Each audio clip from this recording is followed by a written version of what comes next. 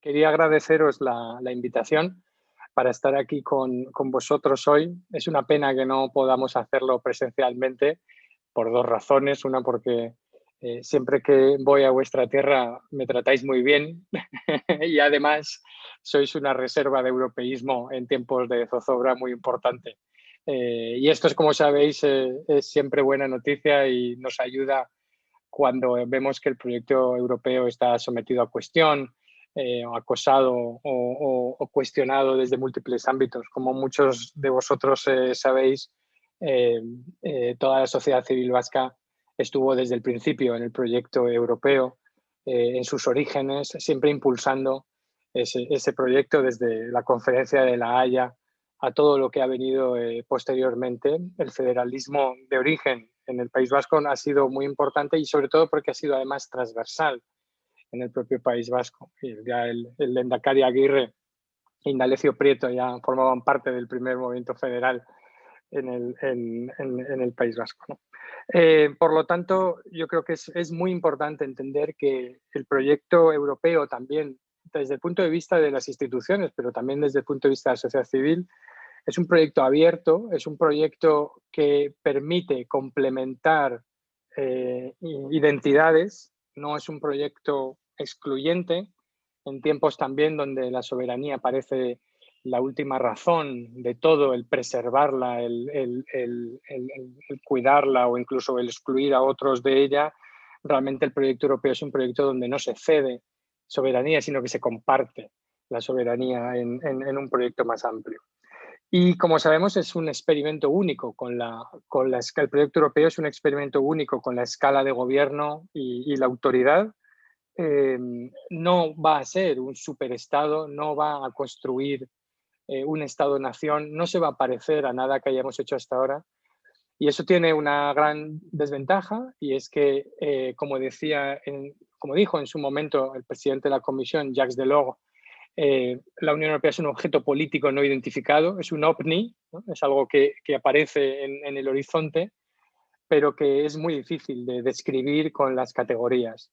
Eso es un problema porque a veces es incomprensible para la ciudadanía y también para los jóvenes, pero yo pienso que eso también es una ventaja en el sentido de que lleva a la gente o permite que la gente piense que es un proyecto abierto, que es un proyecto que está en manos de cada generación completar, terminar, orientar. Sería bastante deprimente que el guión del proyecto europeo estuviera tan escrito que vosotros los jóvenes no tuvierais ningún papel en él, más que, digamos, que cumplir con lo que está preescrito de antemano. Y eso lo vemos muy claramente en muchísimas de las políticas que introduce la Unión Europea y que tienen que ver con los momentos actuales. Es verdad que había un plan original, pero si a poco que os toméis la molestia de repasar la historia del proyecto de integración europea, no es precisamente por aquellos planes originales de la Unión Política donde más ha avanzado el proyecto, sino en muchas otras políticas donde el sentir de la ciudadanía y la demanda de la ciudadanía ha sido muy importante y ha impulsado ese proyecto.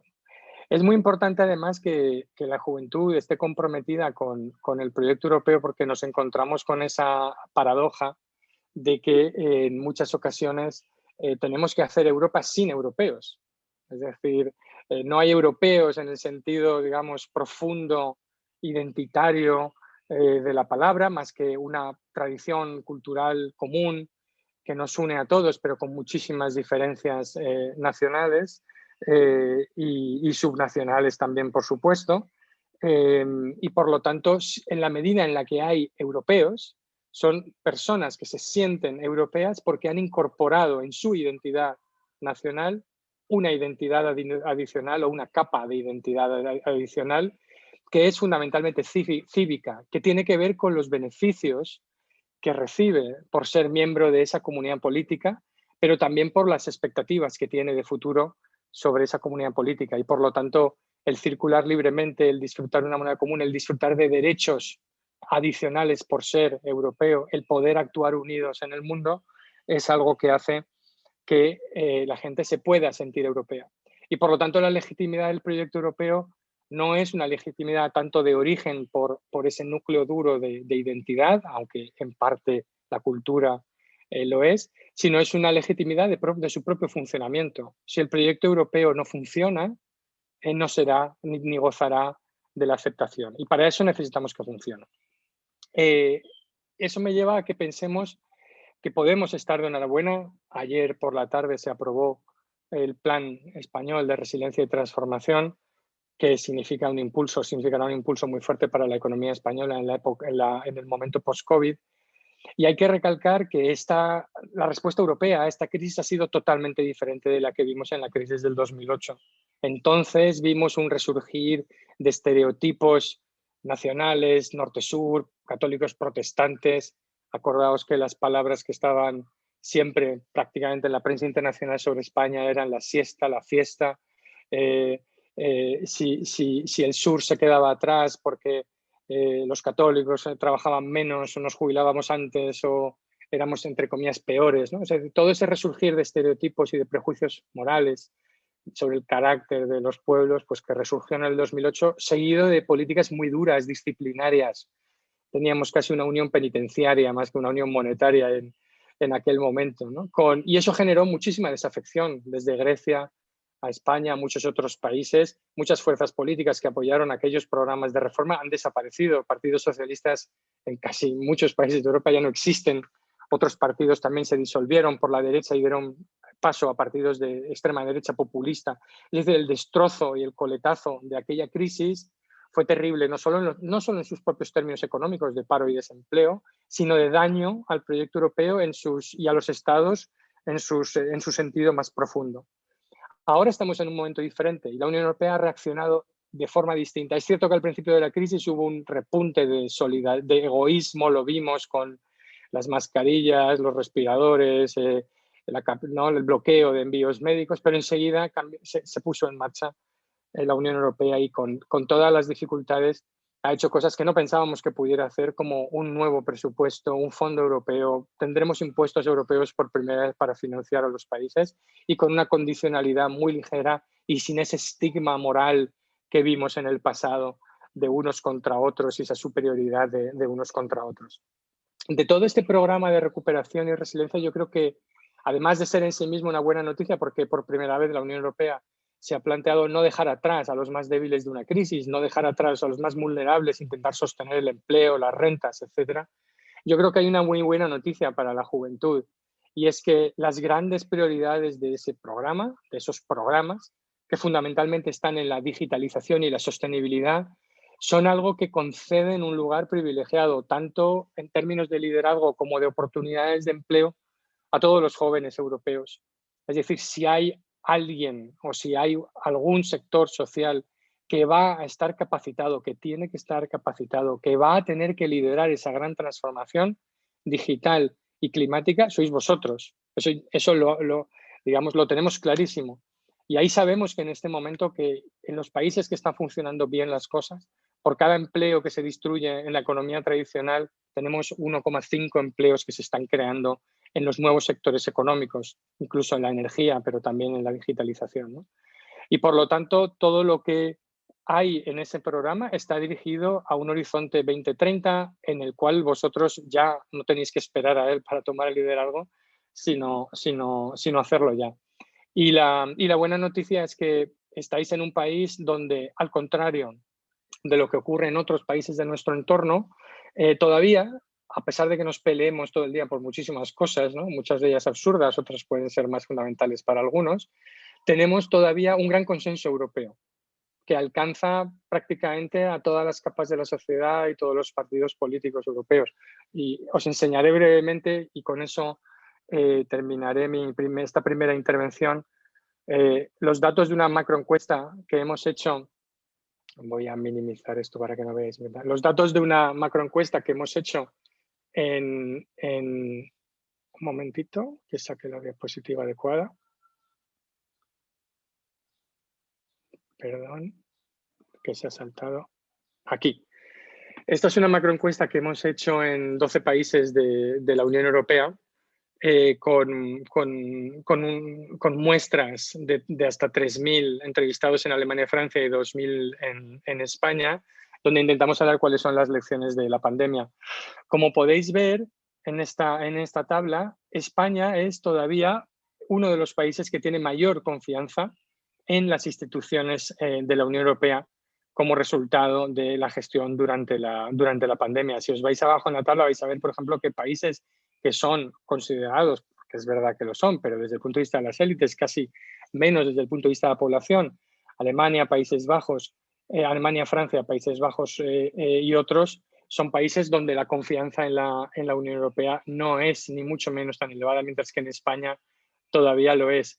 Si veis todavía dónde hay una reserva importantísima de europeísmo, en España y en Portugal, son en este momento los países de la Unión Europea donde más votantes de todos los partidos políticos creen en la necesidad de que haya mucha más cooperación entre las instituciones europeas, ¿no? Si queréis ver alguno de estos datos en detalle, la encuesta está publicada en nuestra página en ffr.eu y podéis consultarla con algunos de los detalles. Pero me parecía importante eso, ¿no? Concluir con un mensaje de optimismo, aunque España es un país donde la juventud está particularmente castigada por el desempleo, por el fracaso escolar, el fracaso educativo y muchas veces también por la falta de políticas de juventud que ayuden a esa emancipación y que va ligada a la formación y a las oportunidades del empleo, pero sí que pienso que en el ámbito europeo tenéis unas condiciones de partida, tanto por lo que van a ser estos programas europeos de recuperación, como por el soporte social que hay hacia el europeísmo, que os sitúa en una buena ocasión, en una buena posición. Pero desde luego, esta Europa tiene que ser vuestra, ¿no? Nadie os la va a regalar, sino que tenéis que tener la voluntad y el coraje de tomarla, en parte al asalto también, porque a veces hay que empujar un poco para hacer políticas, y hacerla vuestra e impulsar hacia el futuro. Muchas gracias. Muchas gracias, José Ignacio, Nacho, si me permites, por este grito de esperanza asociado a la construcción europea. Comparto por haber sido durante muchos años un actor de esa construcción en Estrasburgo. Comparto ese optimismo beligerante y ese rayo de esperanza que dimana de lo que nos has dicho y sobre todo asociándolo a esta salida de crisis que estamos viendo la luz al final del túnel y recordar a los jóvenes que ese futuro es suyo y que ese futuro va a venir y tiene que venir de la mano de la Unión Europea. No me voy a extender en resumir tus palabras, que han sido clarividentes en muchos aspectos. Espero que luego puedas abundar más durante tu intervención en el debate. Y ahora le voy a pedir a Yune que nos cuente cuál ha sido su experiencia en el Consejo Infantil de Eurochild, en el cual ella ha estado participando.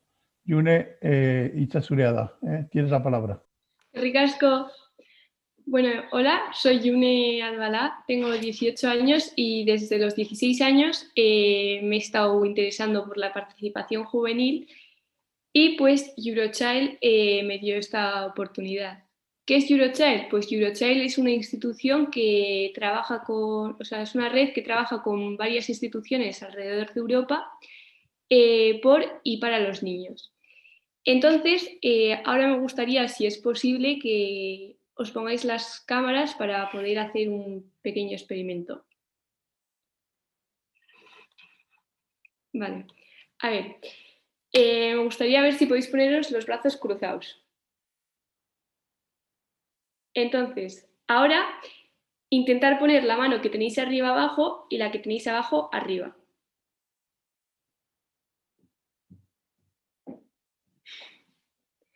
Vale, ¿alguien quiere decir cómo os ha sentido, qué ha pasado, sus experiencias, algo? Se hace raro. Se hace raro. ¿Por qué? ¿Has podido? Sí, de cambiar de la mano arriba a abajo y la de abajo arriba, sí. Bueno. Pero es una sensación un poco de, no voy a decir molesta, pero sí de extrañeza, de extrañeza. Claro, vale. Entonces hay que cambiar, pero los cambios, como hemos visto, no son fáciles. Entonces, cuando hace esto la gente, suelen pasar tres cosas. Una, que lo pueden cambiar y lo pueden cambiar a la primera sin ningún tipo de problema. Luego, el segundo caso es que lo cambian, pero tienen que pasar por muchos intentos, pensar mucho y tal. Y luego la tercera es la persona que coge y lo vuelve a poner de la misma forma y entra en un bucle y no puede salir de este bucle. Entonces, claro, los cambios, como ya he dicho, no son fáciles. Entonces, el futuro, como bien ha dicho Nacho, es de los niños. Pero si los niños no hacen nada por entrar ahí, ¿quién lo va a hacer? Entonces, pues poco a poco, gracias a Eurochild, se nos han ido incluyendo. Entonces, como podéis ver, esto es el consejo de niños en el que soy parte, que se llama The Eurochild Children's Council. Y somos 12 niños de 12 nacionalidades distintas que hacemos advocacy sobre los derechos de los niños y, bueno, sobre los niños en sí. Y trabajamos pues online, hacemos reuniones una vez al mes normalmente y cuando podemos, pues cuando no había pandemia, pues íbamos a Bruselas y hacíamos formaciones y pues varias cosas. Entonces, que los chavalos podamos decidir y tomar decisiones ha costado mucho, ha costado pues que la gente intente cambiar los brazos de sitio y pues poco a poco lo hemos ido consiguiendo. Entonces, yo con eventos que he ido asistiendo a lo largo de estos 3 años que llevo trabajando en este consejo, pues os quiero contar un poco cuál ha sido mi experiencia pues en distintas instituciones europeas. La primera pues es con Eurochild. Todos los años hacen una asamblea general donde tomamos decisiones de qué vamos a hacer durante este año. También contamos qué hemos hecho durante el año que hemos trabajado, qué proyectos hemos llevado a cabo y tal. Y este año ha sido la tercera en la que he estado. Vale. Entonces, desde la primera General Assembly en la que estuve hasta la última, pues ha habido un gran cambio. Hemos podido ver cómo al principio pues la gente pues venía y éramos como el juguetito, en plan, hola, ¿qué tal todo? ¿Qué hacéis aquí? Y tal. A este año pues que ya nos han dejado pues tomar parte en las discusiones, poder tener un espacio para nosotros poder hablar, formarnos, discutir con los demás y tal. Y pues claro, este cambio pues ha sido brutal y pues cuando tú echas la vista atrás y ves desde la primera General Assembly hasta la última, pues te das cuenta del cambio, de cómo la gente pues poco a poco vamos construyendo juntos. Vale, el segundo evento así importante ha sido en el Parlamento Europeo, que fue una pedazo de experiencia y nos dejaron reunirnos por la mañana con miembros del Parlamento Europeo de cada uno de su nación y yo, pues por ejemplo, como podéis ver en la foto de arriba, me reuní con Izaskun Bilbao entre unos cuantos. Y luego en la foto de abajo podéis ver cómo tuvimos una sesión en el plenario, pues que estaba David Bisbal, el presidente del Parlamento y la reina de Bélgica, y pues ahí te das cuenta cómo gente importante que tiene cargos altos están interesados en los niños, en los derechos de los niños y tal, y pues tú te das cuenta en ese momento que algo se está haciendo bien, ¿no? Y pues ese es otro evento que a mí me marcó muchísimo. Luego el siguiente he querido poner uno a nivel institucional con De Gusto, que es la organización que a mí me apoya y que gracias a ellos pues, he podido entrar en Eurochild, y fue la declaración de Schuman, que me dejaron entrar en el comité de organización y hacer el discurso de inauguración pues, con la vicerrectora y con otra mucha gente que sabía muchísimo del tema. Y pues claro, esto para mí supuso dar un discurso que yo no había dado pues muchos en mi vida, delante de 100 personas, pues fue, pues como podéis ver, pues una pedazo de experiencia. Y ahí te vas dando cuenta como poco a poco a los niños pues se les va incluyendo poco a poco. Y luego ya pues llegó la pandemia y con la pandemia tampoco hemos estado quietos. Nos invitaron la Comisión Europea a un fórum sobre los derechos de los niños y en este fórum tuve la oportunidad de tener un debate con el comisario de Justicia, Didier Reynders, y claro, él nos estuvo contando antes de la sesión cómo él nunca había trabajado con niños y que se lo estábamos poniendo todo muy fácil, que había sido un placer, que trabajar con los niños, pues que normalmente él tomaba decisiones sobre los niños pero sin tenerlos en cuenta. Entonces, pues que gracias a esto se había dado cuenta cómo los niños que también podíamos dar nuestra opinión y pues, que no éramos otra cosa de otro mundo. Y entonces, trabajando entre todos, vas intercambiando cosas y te vas dando cuenta cómo poco a poco podemos ir haciendo un cambio, cambiando los brazos de posición y tal. Entonces, yo durante estos 2 años han sido muy bonitos y porque te has dado cuenta del proceso que ha habido de no sentirte, en plan, cuando vas ahí, sentirte un mono de feria, en plan de esta que hace aquí, tú qué tal, y tal, pues a sentirte realmente escuchado y que de verdad se te está teniendo en cuenta. Entonces yo ahora mismo me siento un puente entre el País Vasco y pues las instituciones europeas. Y eso, que poco a poco, pues cambiando las manos de posición, que podemos conseguir un cambio. Y ya está. Gracias. Eskerrik asko, June, por compartir con nosotros esta experiencia que, por lo que nos cuentas, ha sido una experiencia rica, positiva y con proyección de futuro. Nosotros en el artículo somos muy favorables y promovemos todo lo que podemos el que los vascos, pero en particular los jóvenes vascos, trasladen a las instituciones europeas y a Europa en general una imagen de este pequeño pueblo pirenaico al borde del mar Cantábrico, una imagen como la que tú has estado trasladando, positiva, ganas de participar, ganas de crear, ganas de ser partícipes en un proyecto común. Por hacer un poco de argumentario pro domo a favor del Ararteko, hace unos pocos días presentaba en el Parlamento Vasco, en mi condición de ararteko, defensor del pueblo, mis conclusiones sobre el informe anual del 2020 en plena pandemia, con todo lo que eso había supuesto.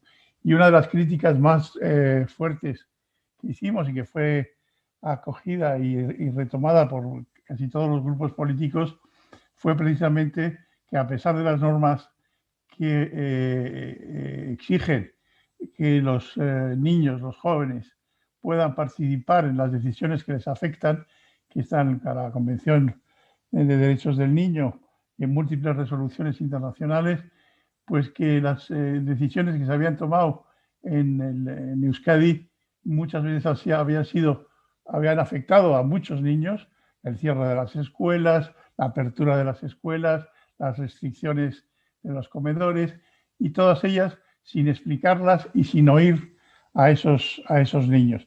Y esa denuncia que hice el otro día, hace apenas 8 días, pues es exactamente la que tú nos estás diciendo, que estamos andando un camino en el cual la participación y la escucha de lo que los niños y las niñas tienen que decir es cada vez un elemento más indisociable de la elaboración de políticas que tengan sentido y que sean comprendidas por la población. Muchas gracias, June. No puedo extenderme más. Quisiera dar la palabra en este momento a Mayalen Olave Aguirre para que nos presente su ponencia sobre la juventud vasca y Europa, o la actitud de la juventud vasca hacia las cuestiones europeas. Maialen, zurea da hitza. Bueno, arratsaldeon, eta lehenik eta behin eskerrak ematea hemen egoteko aukera eskaintzagatik, plazer bat da zuekin konpartitza espazio hau. Eta bueno, hasieran ondo azaldu zuen bezala.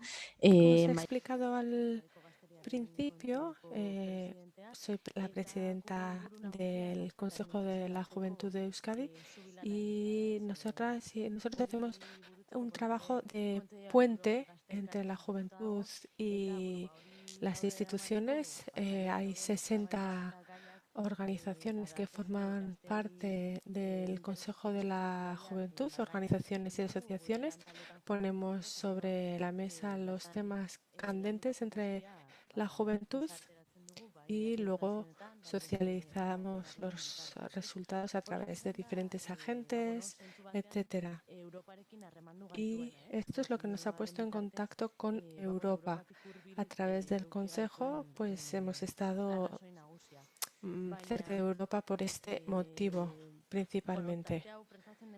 Y mientras preparaba esta intervención me preguntaba una cosa que solemos pensar, ¿no? ¿Cómo vivimos esta situación los jóvenes y jóvenes de la comunidad autónoma vasca? Sigue en castellano. Quizá muy general, un poco compartiendo, ¿no? Y preparando este espacio. Y cuando hablábamos entre nosotras decíamos o teníamos la sensación de que en general en Euskadi no teníamos un sentimiento de pertenencia europeo, ¿no? Que relacionábamos, sí que es cierto que relacionábamos Europa pues, con Erasmus, con viajar, con ocio, pero que quizá no conocíamos al 100% las oportunidades que nos ofrece Europa en muchos momentos. Considerábamos también que esto no era solo algo que nos pasa a las personas jóvenes, que lo veíamos en general en la sociedad, ¿no? Que muchas veces lo hemos visto en datos de participación, por ejemplo, en las elecciones europeas. Pero luego ya cuando nos poníamos a profundizar un poco más, a realmente ver, ¿no? qué hay detrás de todo esto, si realmente las personas jóvenes tenemos ese interés o no, pues nos salía y nos llamaba la atención como algo positivo. Los datos que sacaba el Observatorio Vasco de la Juventud, creo que lo sacó en el 9 de mayo, el Día de Europa, que hacía referencia a que las personas jóvenes entre 18 y 30 años, por ejemplo, en 2010, como ha habido una evolución, ¿no? De la confianza hacia Europa. Hablaba, por ejemplo, de que en 2010 el nivel era como un 47% de personas jóvenes mostraban confianza y en cambio en el 2019 ya había un 63%, ¿no? Creo que esto es un dato significativo de que efectivamente en este proceso, en estos años ha habido un avance o un acercamiento hacia Europa. En ese acercamiento yo le veía, o nosotras en esta reflexión le veíamos como un poco tres patas, ¿no? O tres líneas distintas que creemos que tienen una repercusión en un aumento de confianza, aparte de las muchísimas noticias y de que muchas veces también las redes sociales nos acercan y nos enseñan lo que existe más allá, ¿no? Pero estas tres patas yo identificaba por un lado las administraciones, por otro lado las nuevas o las entidades europeístas y por otro el papel de los espacios de participación y haciendo una referencia concreta a los consejos de la juventud. En el caso de las administraciones creemos que en general cada vez se tiene más presente Europa, que se conocen mucho más los programas dirigidos a la juventud y no solo que los conoce la propia administración, sino que también los socializa, ¿no? Poníamos como ejemplo el caso del Ayuntamiento de Bilbao, cómo existe el Cuerpo Europeo de la Solidaridad. Seguramente muchas la conozcáis ya, pero este programa se enfoca en la movilidad de personas jóvenes, ofrece hacer un voluntariado tanto fuera como a nivel europeo, incluso que puedan venir en este caso a Euskadi, y nos encontrábamos con que Euskadi tenía muy pocas personas jóvenes que salían y hacían este voluntariado, al igual que tenía pocas entidades inscritas que daban esa oportunidad, ¿no? Y pues mediante el Ayuntamiento de Bilbao hubo un espacio en el que se dio a conocer, se dieron facilidades a las entidades para poder acercarse y nos parecía un ejemplo para poner en la mesa en la que realmente esto no se ha estado haciendo hasta ahora, ¿no? O quizá lo hemos tenido como una segunda línea, pero de repente le hemos empezado a dar valor, empezamos a verle la importancia y estamos como se están haciendo como pequeños empujones. Por otro lado, y me parecía también bastante importante y bastante destacable, la presencia de entidades europeístas, especialmente a nivel local, ¿no? Porque quizá a nivel estatal ya las estábamos viendo, ya estaban participando, pero no las veíamos tanto a nivel local o autonómico, ¿no? Y yo creo que la presencia de esas entidades favorece mucho. Otro ejemplo que me venía con este tema era el caso de este 2021, como en referencia al Día de Europa, entidades europeístas que están en Euskadi han sido capaces de organizar 3 eventos en las 3 capitales vascas, ¿no? Para hacer referencia a ese Día de Europa. Creo que esto significa, esto hace unos años no lo podíamos ver o no lo veíamos, ¿no? Entonces, bueno, creo que esto es un avance y que muestra un compromiso o, bueno, pues que cada vez socializamos de mayor manera, ¿no? Y estas propias entidades también creo que hacen una gran labor de acercarnos un poco más a Europa, a Euskadi.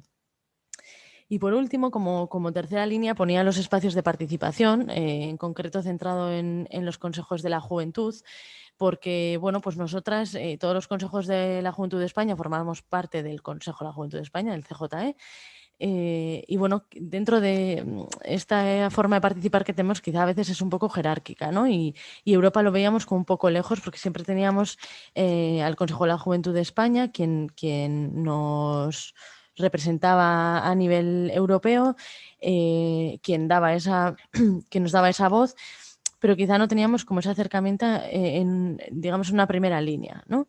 Y sí que creemos que ahí hemos ido dando avances, porque antes lo veíamos como algo lejano, como que no nos interesaba, y en el último año también hemos conseguido, bueno, pues el propio CJE tiene un espacio que se llama el Consejo de Relaciones Internacionales, en el que se escogen distintas personas dentro del propio consejo, en el que hemos conseguido que entre una persona representando a Euskadi, ¿no? Algo que probablemente nos acerque aún más, ¿no? Porque nos haga conocer quizá en primera persona qué es lo que se está desarrollando a nivel europeo, que nos lo acerque y quizá que eso nos ayude también a seguir dando pasos. Y dentro de esta línea también veía otra parte que era un poco cómo hemos ido evolucionando y cómo hemos ido entendiendo para qué también nos sirve Europa, ¿no? Qué valor añadido tiene Europa. Nosotras al principio hicimos como un primer encuentro que lo llamamos Euroemancipatu, que era para hablar sobre los modelos de emancipación que se habían llevado a cabo en Europa o, bueno, pues experiencias europeas. Esa fue como nuestro primer contacto así más con Europa, y después de ello bueno, pues nosotras llevábamos un tiempo analizando también cómo se está dando el cambio en la participación, ¿no? Cómo están surgiendo nuevas formas de participar y cómo dar respuesta a esas formas de participación. Y ahí desarrollamos un informe llamado Parte Hartza Europan, la participación en Europa, en el que identificamos distintos modelos de participación, distintas nuevas metodologías que quizá aquí no habíamos visto, pero también las analizábamos y cogíamos las que realmente veíamos que serían aplicables en la realidad que tiene Euskadi, ¿no? Entendiendo también que, bueno, pues nosotras tenemos otras formas de participar y cómo poder complementarlas, ¿no? Bueno, este informe, si alguien tuviera interés, lo podréis encontrar en nuestra página web, en egk.eus, y para nosotras ha sido como una forma también de acercarnos aún más, de conocer e incluso que nos entren más ganas de salir un poco más y de crear espacios para compartir experiencias, ¿no? Estas eran un poco las 3 líneas que yo le veía. Bueno, pues que creo que estamos haciendo una gran labor para poder acercar un poco más Euskadi con Europa, poder estar un poco más conectadas, pero sí que hacíamos como una última reflexión como consejo también, ¿no? Y creemos que Europa debe seguir dando pasos para profundizar en los espacios de colaboración, democratización y proyectos de solidaridad, ¿no? Creemos que es importante y que debe de plantear una respuesta a una juventud que busca materializar su proyecto de vida, ¿no? Es un poco lo que estábamos comentando antes. Al final creemos que Europa nació para eso, como proyecto político para mejorar el bienestar de las personas que somos parte de ella, y por lo tanto pues creemos que hay que seguir haciendo una apuesta por esto, ¿no? Entonces, bueno, pues daros las gracias y bueno, pues que cualquier cosa que se quede pendiente ya tendremos luego un ratito para charlar. Mila esker Maialen, denbora pasatzen da eta baina bakarrik gauza pare bat esango ditut. Comparto con lo que decías, comparto lo que decías al principio de intervención, cómo se ha ido modificando, particularmente entre los jóvenes, pero en toda la sociedad vasca, la percepción un tanto negativa que teníamos a resultas de la crisis anterior y las políticas casi punitivas que se llevaron a cabo en aquel momento y el sesgo, a veces casi con tintes racistas, cómo se ha modificado la percepción en estos momentos de la segunda crisis y cómo Europa ha sabido darle la vuelta en ese sentido a la negatividad que iba asociada con la crisis anterior. Y también te felicito al Consejo Vasco de la Juventud por todas las iniciativas que habéis tomado para establecer canales de comunicación, canales fluidos que permitan y faciliten la participación de los jóvenes vascos en este proyecto común y las diferentes vías que para ellos habéis identificado. Sin más, voy a dar la palabra a Itziar Fernández Marrón. Como he dicho, nos ha enviado su intervención pregrabada, así que yo creo que Daniel Toda nos lo va a poner para que lo podamos ver. Estamos muy justos de tiempo para poder tener después un debate más o menos sosegado. Entonces, Daniel, te cedo la palabra para que podamos oír a Itziar. Kaixo, Arratsaldeon. Antes de nada, pedir disculpas por un lado por no poder asistir presencialmente al evento, como a este webinar, como de verdad me habría gustado. Y por otro lado, agradecer al Ararteko y a su equipo, bueno, la invitación, ¿no? Realmente para nosotros es importante, como oficinas de Europe Direct, transmitir, trasladar, comunicar lo que hacemos y, bueno, y contaros en este ratito que somos eso, ese primer punto de acceso, ¿no? Esa primera puerta de entrada para las personas jóvenes y para toda la ciudadanía cuando queremos saber cosas, temas, cuestiones que tienen que ver con la Unión Europea, ¿no? ¿Para qué sirve Europa? ¿Cómo puedo yo, como persona joven, acceder a la información sobre Europa? ¿Cómo puedo dar mi opinión? ¿Cómo puedo participar? ¿Qué sentido tiene que me preocupe la Unión Europea o cómo puede afectar a mi futuro? Estas preguntas son reales y quienes estamos en el día a día, en el ámbito local, hablando de Europa, las conocemos, las recibimos y nos son como muy familiares. Y es verdad que a veces no sabemos cómo responderlas. Pero también es cierto que Europa, que la Unión Europea en este caso, nos ofrece recursos, herramientas, soluciones, posibilidades, ¿no? Que están pensadas, están diseñadas y funcionan precisamente para promover la participación de los 500 millones de personas que formamos este proyecto europeo, ¿no? De eso es de lo que básicamente os quiero hablar, ¿no? De que esos recursos, esas opciones, esas posibilidades existen y de cómo es fácil y a veces es más cercano de lo que pensamos acceder a ellas. En este caso, a través de lo que hacemos nosotros y a través de nuestra actividad en los centros Europe Direct. ¿Cómo llegamos a la ciudadanía europea? ¿Cómo conseguimos que la ciudadanía europea participe? En este caso, ¿cómo hacemos que las personas jóvenes entren en este terreno, ¿no? Y Europa les empiece a ser una realidad un poco más familiar?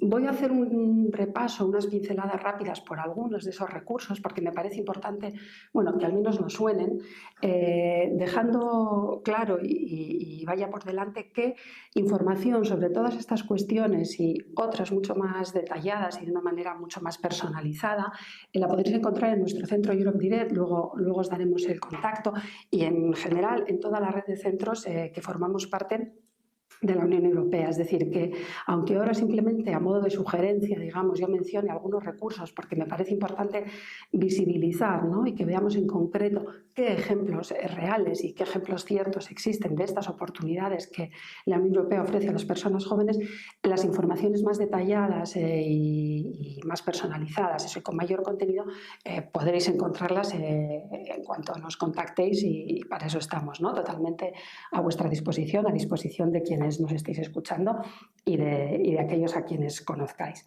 Hay un primer bloque de recursos de información que tiene que ver con eso, con información, ¿no? ¿Cómo accedo a la información sobre la Unión Europea? ¿Por dónde empiezo?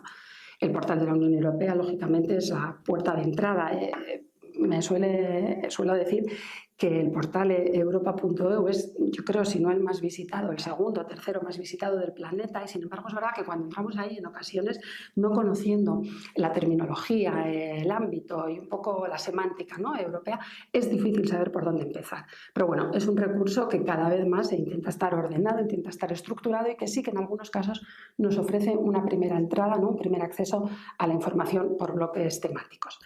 Más relacionado con las personas destinatarias de este webinar, con las personas jóvenes y sus agentes, el Portal Europeo de la Juventud, que además está en castellano, porque el tema del idioma es a veces otro elemento disuasorio, ¿no?, otro elemento que nos dificulta conocer y acceder a la información. Bueno, el Portal Europeo de la Juventud, también estructurado temáticamente, con un ámbito dedicado a la participación, otro dedicado a la movilidad, que es clave para la juventud en Europa, otro dedicado a iniciativas. Bueno, es un espacio muy recomendable para empezar a investigar y para empezar a navegar y a conocer qué está pasando y qué hace la Unión Europea por las personas jóvenes.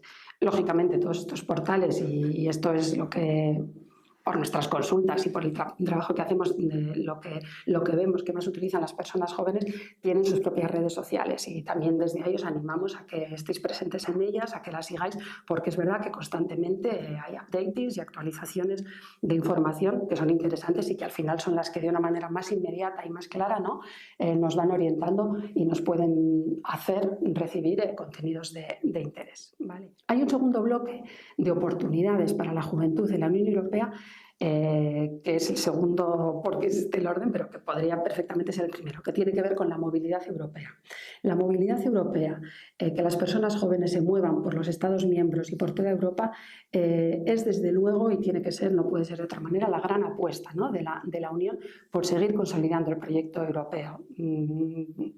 Más como dice el refrán, ¿no?, se quiere aquello que se conoce, y en la medida en que viajamos y en la medida en que nos movemos y en la medida en que ponemos cara, ¿no?, a esas otras personas que forman parte de la Unión, nos implicamos, participamos, entendemos y al fin y al cabo vivimos de una manera mejor lo que es la Unión Europea. Por tanto, todos los proyectos de movilidad de la Unión Europea para personas jóvenes, y son muchos y son variados, y están financiados, y esto también es importante decirlo, deben ser puestos en primera línea, ¿no? Y nuestro trabajo, y además en nuestro caso, nuestro centro Europe Direct tiene como estructura de acogida la Fundación EDE, que es una entidad social de transformación, de promoción, de compromiso social, que trabaja y acompaña a diferentes colectivos y de una manera muy específica desde hace muchos años a las personas jóvenes. Por tanto, apoyar, acompañar, como digo, ¿no?, recorrer este camino con las personas jóvenes para nosotros es algo misional y casi diría vocacional, y en este sentido todos los programas de la Unión Europea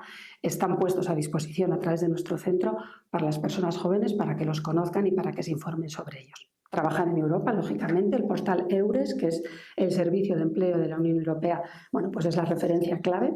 Además, en cada provincia y en Vizcaya también hay una persona, en este caso de Lanbide, adscrita a Lanbide, que conoce específicamente los procesos de selección, las candidaturas y el funcionamiento de EURES y que nos ayuda si queremos trabajar en otro Estado miembro. Eso es clave. La orientación, el acompañamiento personalizado son la varita mágica, digamos, ¿no?, con la que de verdad podemos adentrarnos y podemos avanzar en este camino. EURES como lugar o como espacio para pensar en trabajar en Europa.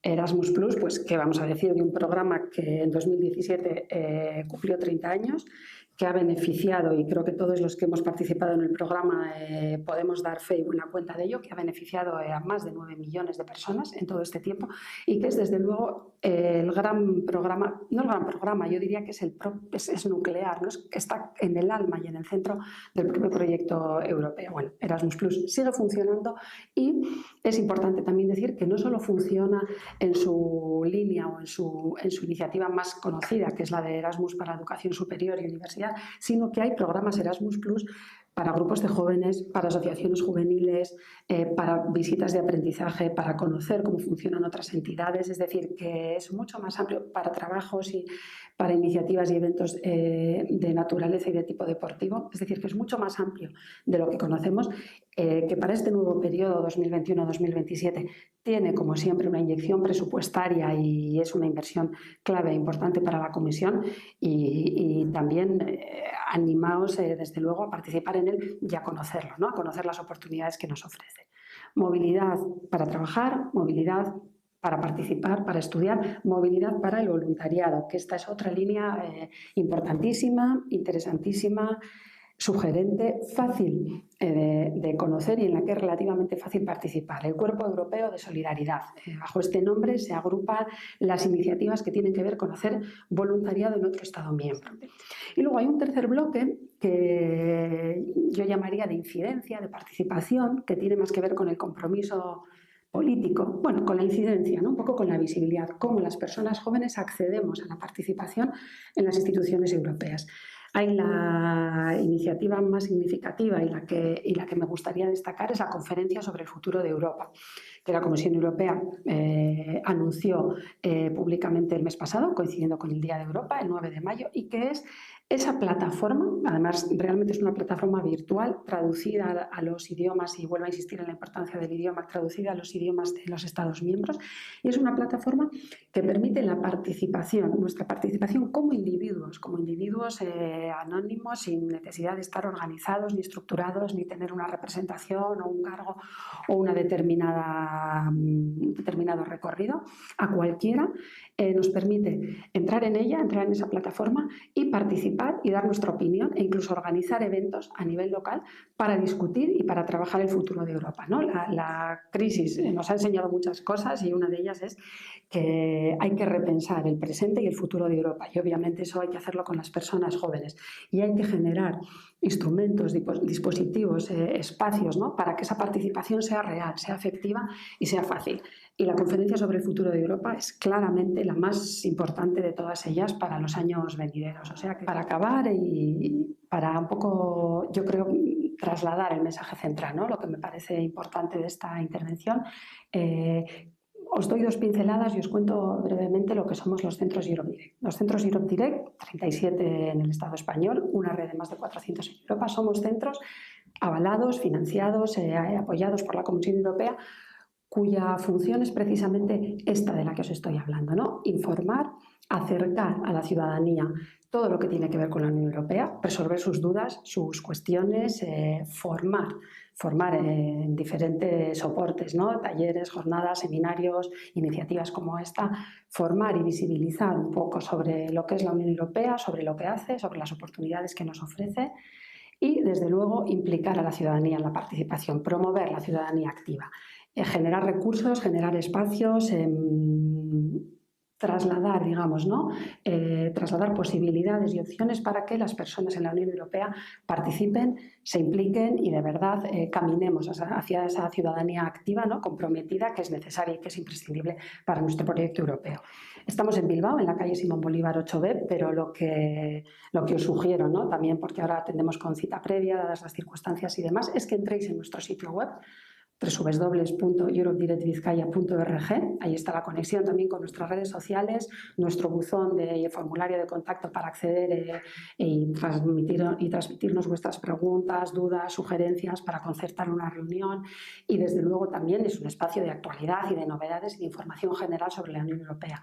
Por tanto, allí nos encontráis, somos eso, esa puerta primera a la que llamar. Y desde luego con toda la ilusión, la motivación y toda la disponibilidad para atenderos. Estamos a vuestra disposición. Muchísimas gracias por escuchar. Muchísimas gracias de nuevo por la invitación y nos vemos en Europa.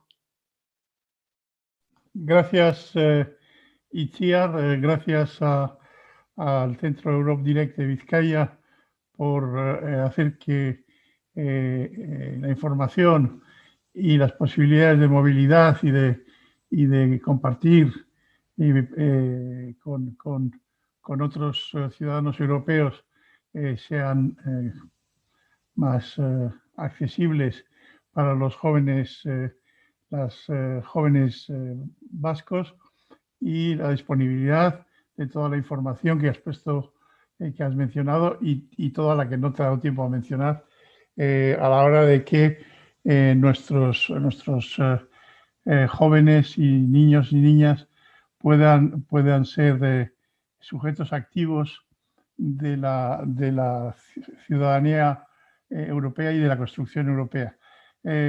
Sin más, vamos un poquitín tarde. Voy a poner fin.